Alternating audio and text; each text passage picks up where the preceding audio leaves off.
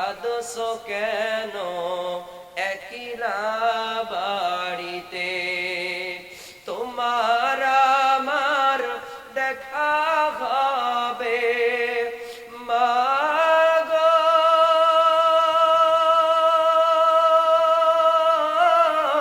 তোমার আমার দেখা হবে জান্নাতের সিঁড়িতে। মা, মাগো তুমি কাঁদছো কেন একলা বাড়িতে? তুমি তো মা শিখিয়েছিলে শহীদরা